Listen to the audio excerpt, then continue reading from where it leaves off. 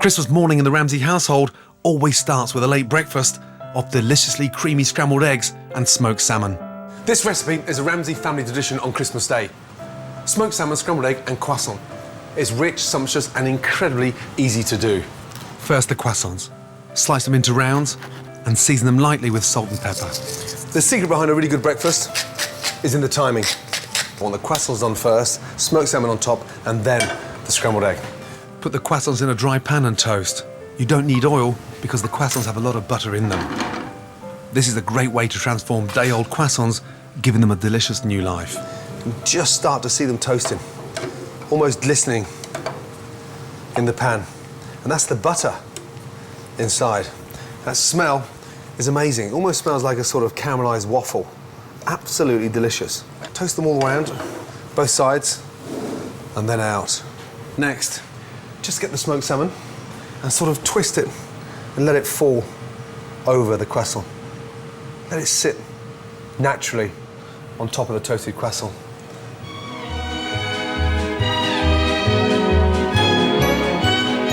Little twist and over. Right, scrambled eggs. Eggs into the pan. Never whip up the eggs beforehand. You break down the egg too much. What I want is a really nice, rich, creamy scrambled egg. Eggs in. No seasoning at this stage. A nice, generous knob of butter. Now, from there, onto the heat. And all we're going to do now is stir. Stir and stir and stir.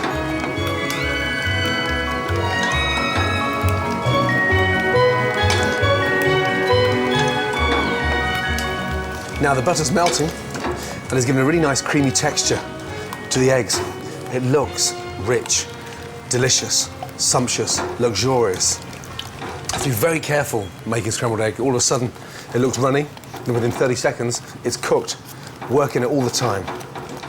Right, after stirring, a plastic scraper in there. Take the pan off the heat and just work round the pan, cleaning up all that scrambled egg that's sticking to the bottom. And now look, we're getting that really nice sort of creamy, beautiful texture. A little touch of butter in there. Now, I'm going to start with the seasoning. 30 seconds from the end. Salt, pepper. Back on to the stove. And a tablespoon of cream. The cream actually stops the scrambled egg from overcooking. Cream in, and then fold that in there. Now, keep that off the heat. But look at it. Look at that colour. Beautiful. And then finally, some fresh chives.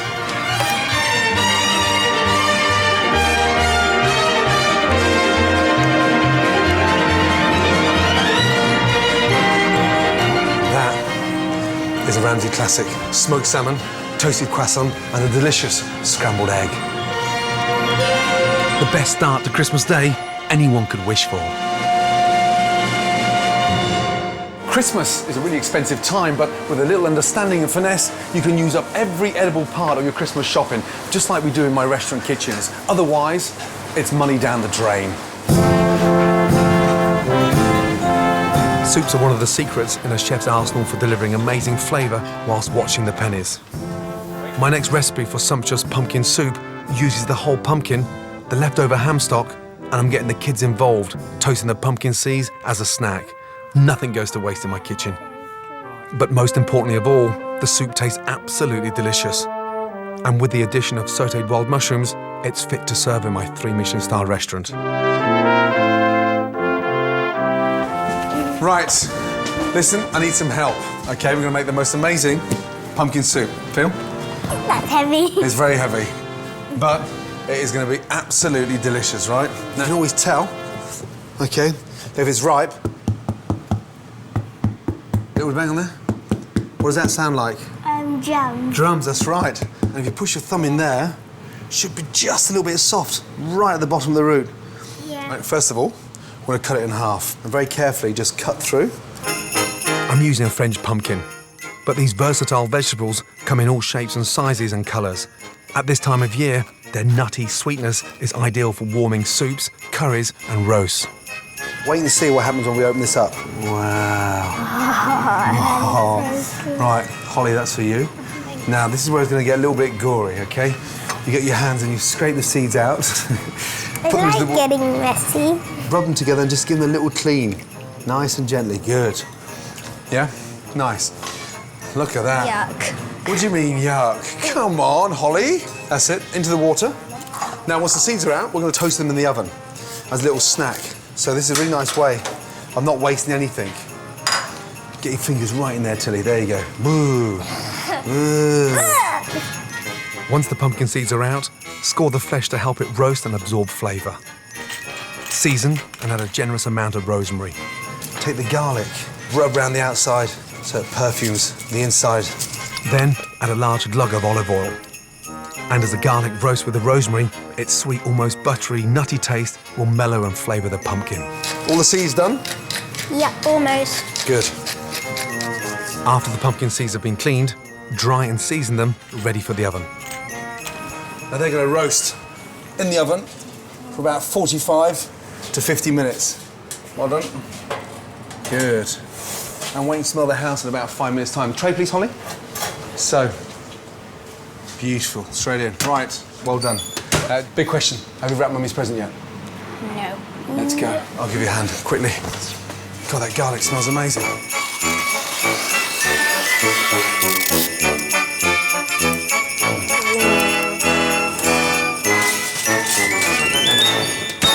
Holly! Tilly! Where's Holly? She's gone to a party. She's gone to a party. Oh, no. Any boys there? I don't know. Oh, you're so diplomatic. Right. Look, they are now toasted. Hear that? Right, have a little taste of one of those. Nice? Yeah. But look at this. Wow. That looks amazing. And that is your roasted pumpkin. Now, you put the spoon down the side, OK? Yeah. Scooping out all that lovely Pumpkin. roast pumpkin. We don't waste anything. Hear that skin? All into the centre. Roasting a pumpkin intensifies the rich, sweet flavour of its flesh, which is lovely for soups, but also great as a filling for ravioli or making a delicious mash with butter, nutmeg and salt and pepper. That's the pumpkin done. Now, what I want you to do is get these mushrooms here and just peel them lengthways, OK, onto the plate. OK, and I'll get my onion chopped. Olive oil in, OK? Yeah. Nice and generous with the olive oil, because we want this soup to be really nice and velvety. Onions in. And then scoop out that wonderful garlic that's been roasted on the pumpkin.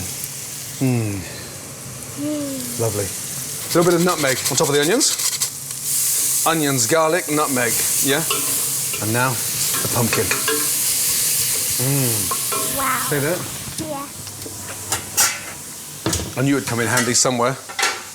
This little baby is for you. There you go. Perfect.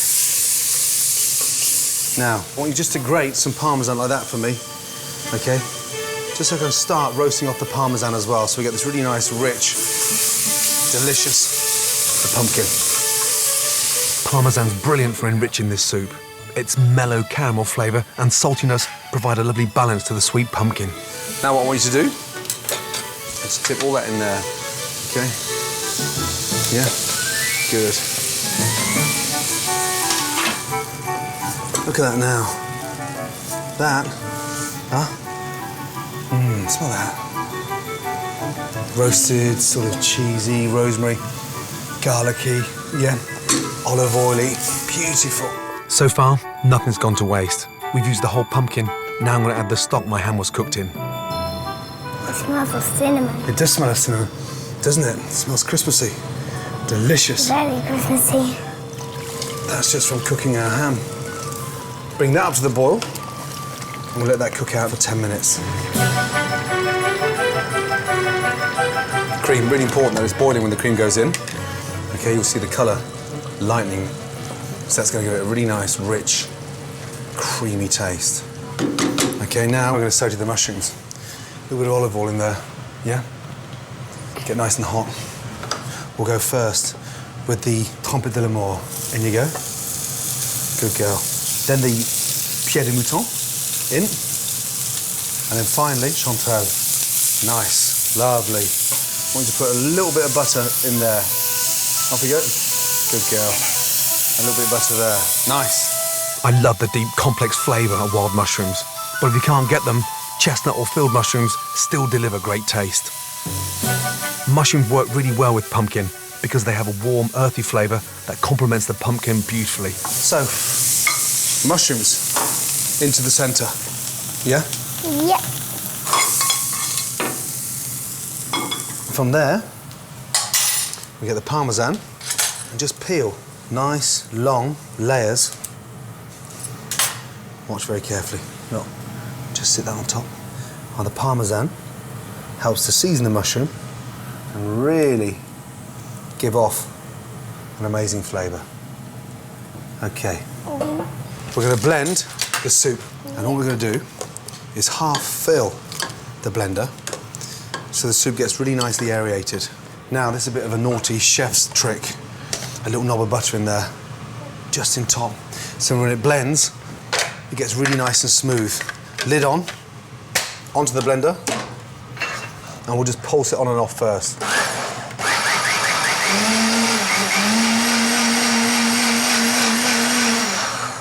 Nice. Wow. And this is the moment we've all been waiting for. Just one side of the bowl. So that's Daddy's portion.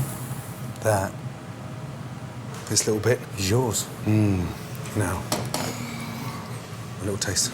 Blow it gently. Yum. Well done.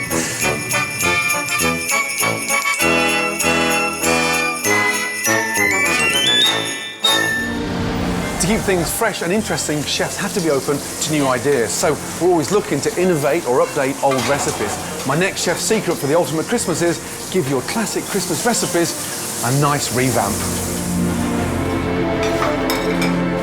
Because I work long and unsociable hours throughout the year, I really look forward to catching up with friends and family during the Christmas holidays.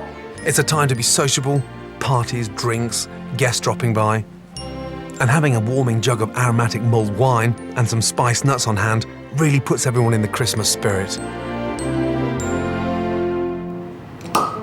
Love that sound. Christmas is here. Mulled wine is a real Christmas classic, but I'm going to give it a modern 21st century twist. First, pour red wine into a pan and gently heat. Now, I'm going to make a fragrant bouquet garni. Basically, a really nice aromatic tea bag. Muslin cloth, absolutely perfect for this. If you haven't got muslin cloth, a brand new J cloth is just as good. Now, first off, cardamom pods. They are incredibly aromatic and, more importantly, gives it a really nice, dense, spicy flavour. Next, add a pinch of cloves. Cloves are dried flower buds and add a lovely pungent sweet flavour.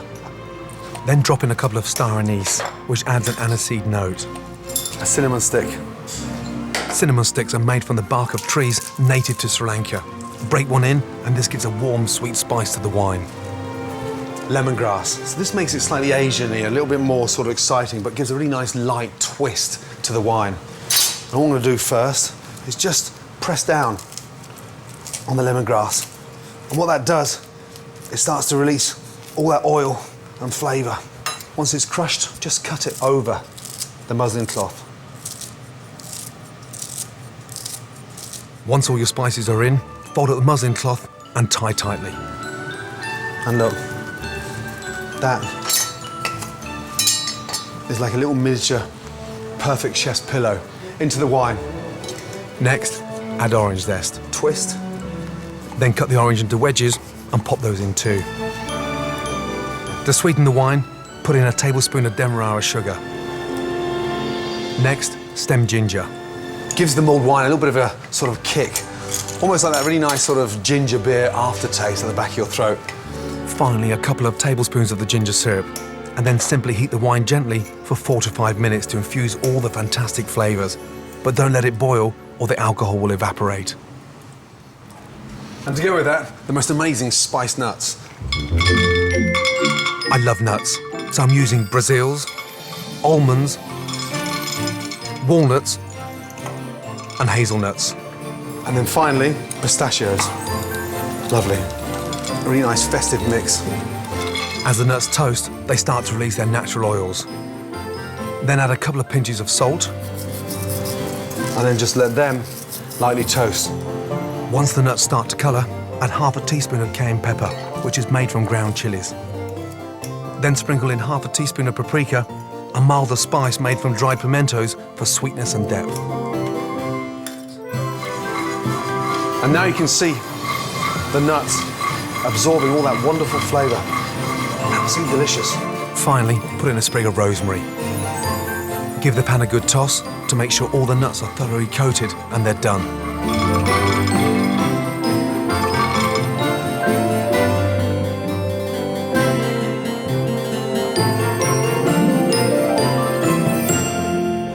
Christmas dinner wouldn't be complete without Brussels sprouts.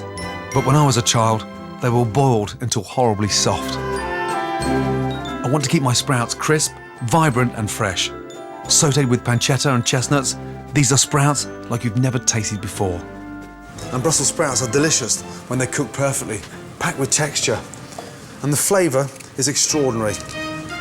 Take off the outer leaves, trim the bottom and cut in half. That's a big step up from the crisscross on the bottom that my mother used to do every Christmas. I'm cutting them in half, so when I sauté them, they cook evenly. And look, it's like little baby cabbages, it's so compact. Then blanch them in salted boiling water for 2 minutes.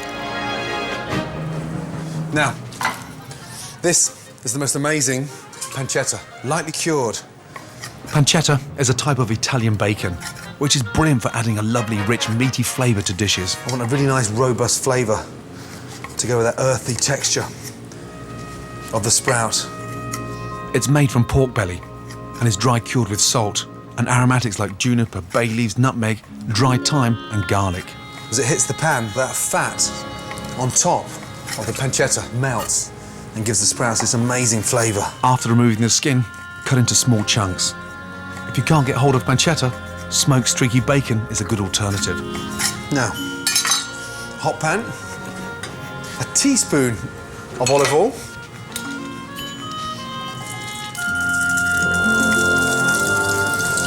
give it a light seasoning with salt and pepper.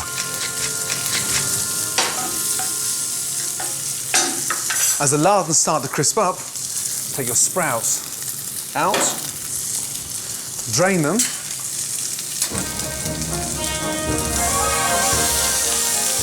sprouts in. Now give that a really nice little toss. Then chop up a handful of chestnuts. Now the chestnuts sweeten the flavour of the sprout. Really important that you don't put the chestnuts in too early, otherwise they'll go mush. And then just sprinkle the chestnuts over. Lovely. So we've managed to turn a sort of plain Jane sprout into something quite delicious. You've got the texture of the smoked bacon, the sautéed sprout, and that nice crunch and sweetness of the festive chestnut.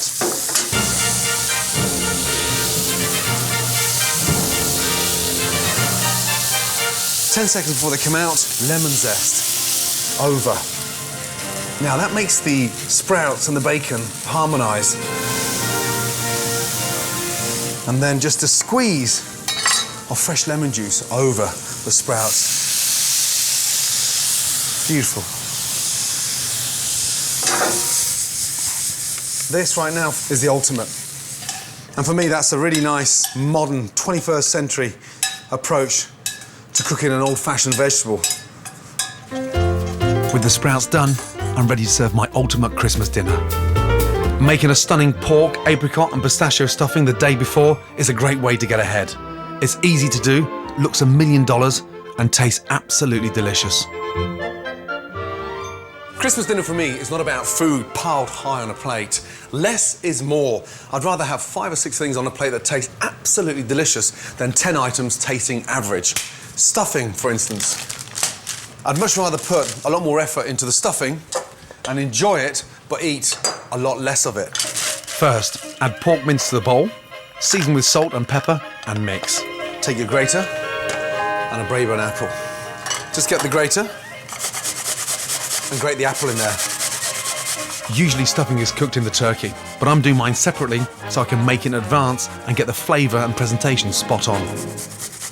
Now the nice thing about the apple, it goes brilliantly well with the pork. It makes it a little bit sweeter. It also makes it a lot lighter as well, which is really important. Next, add a handful of chopped apricots, which gives the stuffing another fruity note and a lovely texture. The apple disintegrates, but the apricots stay really nice and intact. Nice little bite.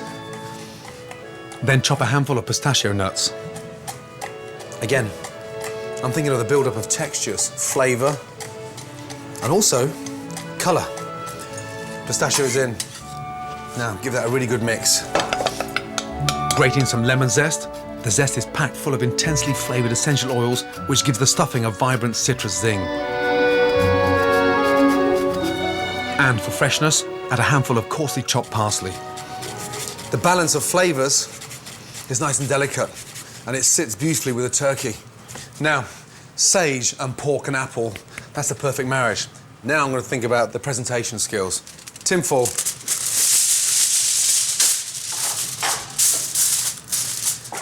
A little drizzle of olive oil. And then we get a really nice, fragrant sage leaves. The sage leaves are used to wrap the stuffing. Start by overlapping them.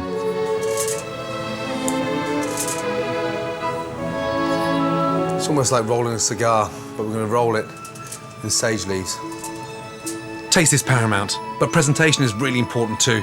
So it's worth spending a few extra minutes to get this right, because it will make the final dish look amazing. Now, a little season across the top, and then take your sausage meat, and all I want to do now is put half of it onto the plate.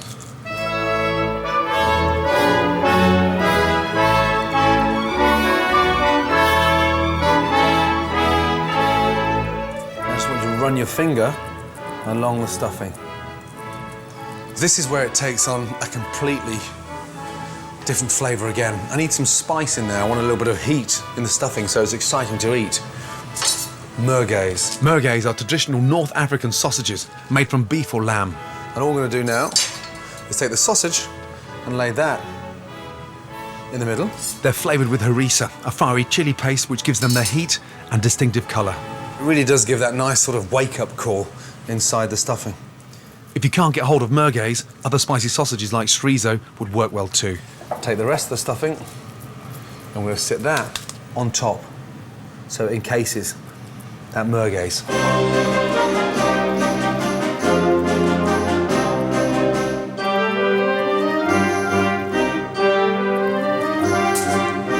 Once you've got it like that, lift up the tin foil very carefully and roll that over. Let the tin foil do the work, roll it nice and tight. There. Fingers underneath. Just pull that back and double check. Lovely. Look at it, it's not even cooked yet and it looks delicious. The ultimate Christmas cracker, fantastic. That sage will cook and really perfume the sausage meat. And you cut through to the centre, you've got that nice spicy sausage. Lovely. In. Now, roll it across, twist at the ends, and then from there, up into the hands, and you push it in, and twist and turn. And all that's doing is just making the perfect cylinder. Beautiful. The stuffing can be made, wrapped and stored in the fridge a day or two in advance. That's the first part of my ultimate Christmas dinner ready. On Christmas Day, simply pop it into the oven and cook at 200 degrees for 40 minutes.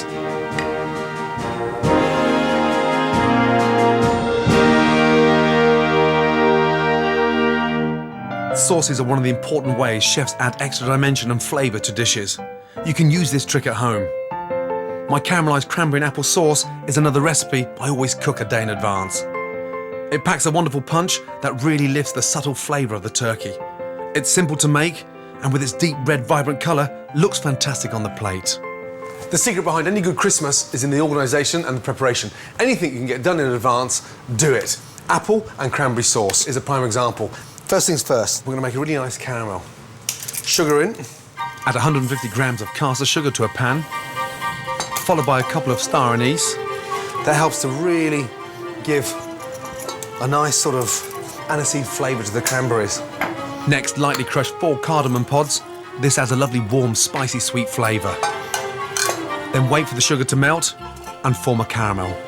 Really important to have the confidence now to colour that caramel so it gets really nice and dark before putting the cranberries in.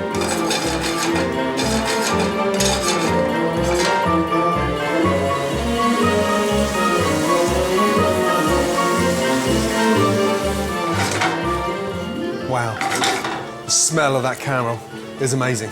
Now, cranberries in.